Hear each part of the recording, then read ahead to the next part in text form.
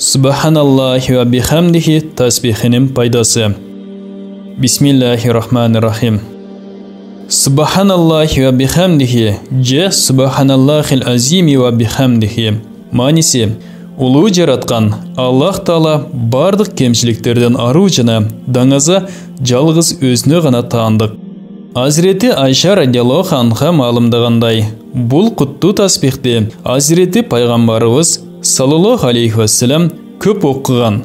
Құтты hadisтерде бұл tasbihti erте менен жана кечинде оқып жүрүү көптөгөн соопторго жана күнөөлөрдүн кечирилишине себепкер боло тургандыгы айтылат.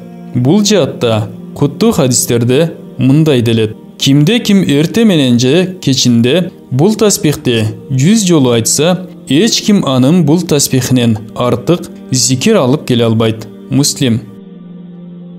Hazreti Abu Hurayra Hazreti Peygamberimiz sallallahu aleyhi ve sellem'den mınday degenen aytat: kimde kim 100 jolu Subhanallah ve bihamdihi dese, күнөөлөрү деңиз көбүктөрүнчөлүк көп болсо да кечирилет. Тилге жеңил, кыяматтагы таразыда оор, чексиз мээримдүү Аллах Тааланын алдында сүйкүмдүү болгон эки сөз бар. Ал бул сөз Subhanallah ve bihamdihi Subhanallahil azim.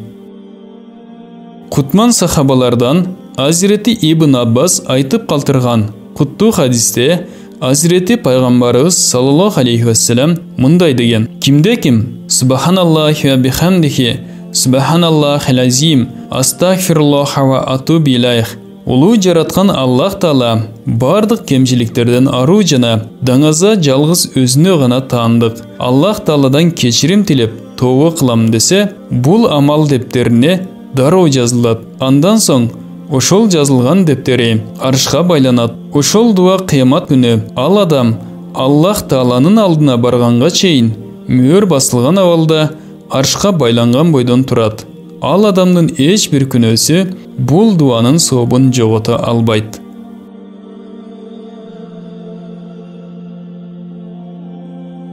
Бул баян эң сүйүктүү пайгамбардан саллаллаху алейхи ва саллям эң пайдалуу дуалар аталыштагы китептен алынды.